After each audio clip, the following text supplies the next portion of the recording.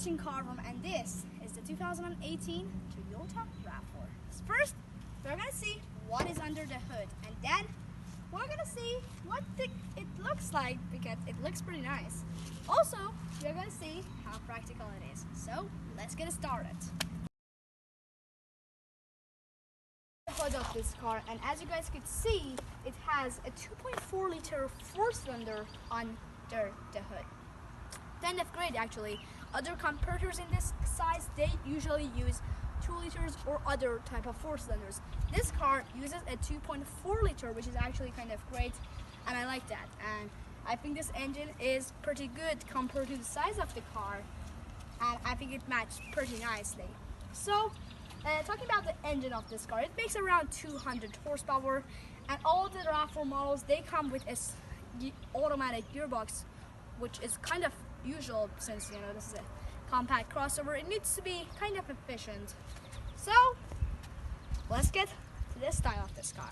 Okay, so now let's talk about the styling of the Toyota RAV4, which actually looks pretty nice. But that means talking about the history behind the Toyota RAV4. So it was first out in the end of the 90s, which is kind of old.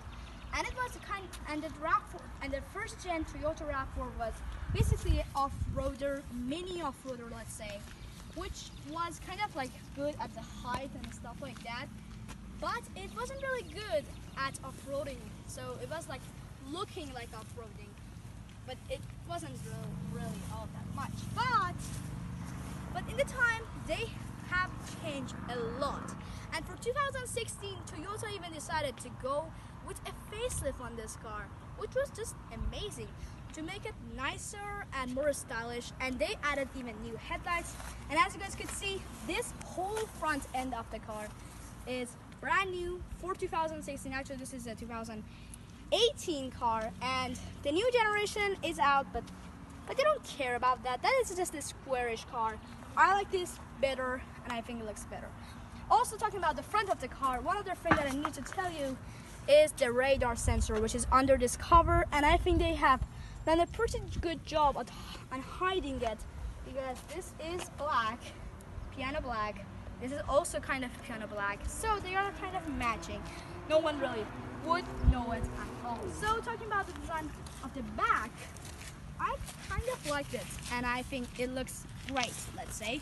And I like this new headlights that they used here. The only problem with them is the fact that they have put the rear lights over here, like literally. No one really saw that ever. Like, I don't know, but the style of them, they are very nice.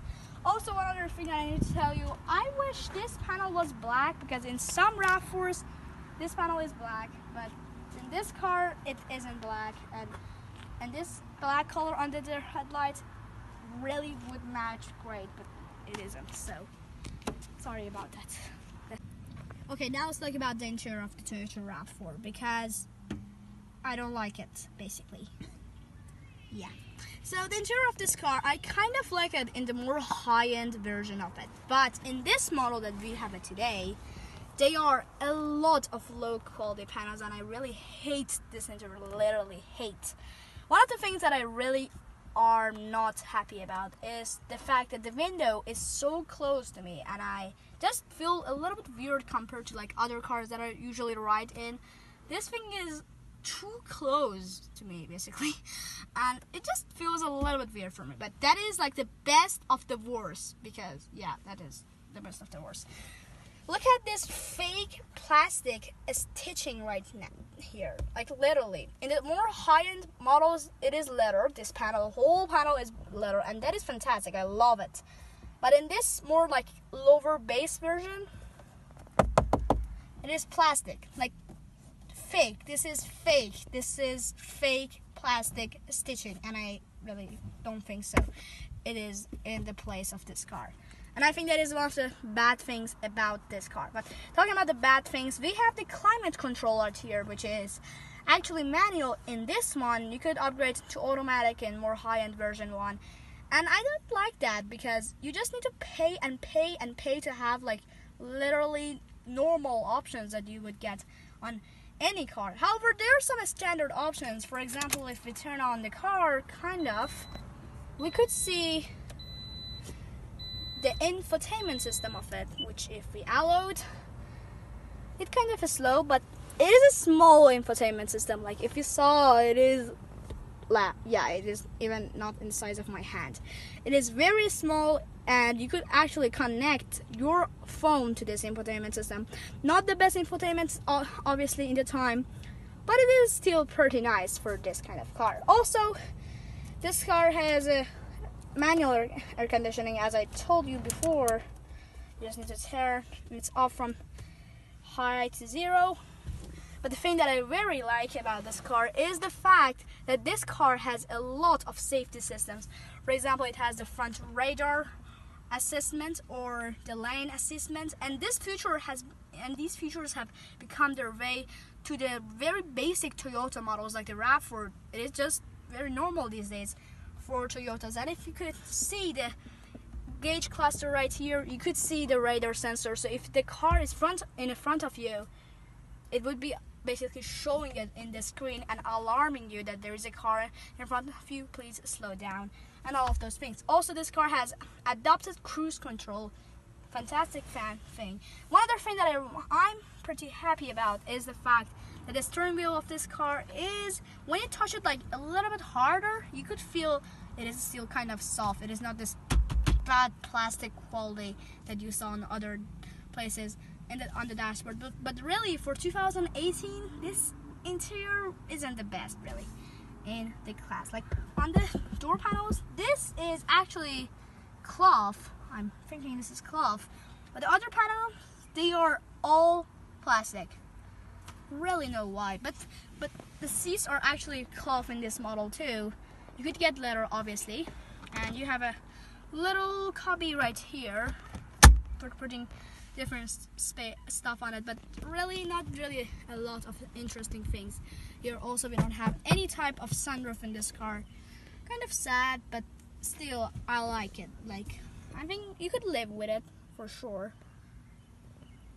Now let's get to the back seats of it.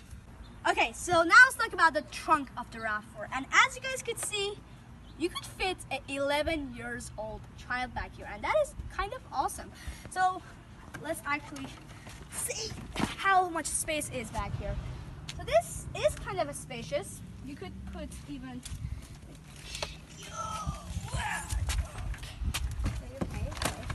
could even put this thing in the trunk of it. Kind of hard, but still you could. And that is kind of awesome. But yeah. There we go. I have fit that and I kind of like it. Also, one other thing that I'm not happy about is this plastic panel right here. This is basically for the socket that you could charge your mobile phone with it, but in this model, which is a low base model, it doesn't have that for some reason. Also, here we have a light. You can turn on it and to see better things from your trunk. But it's still a pretty spacious trunk and really huge in this class. So let's close it up and boom.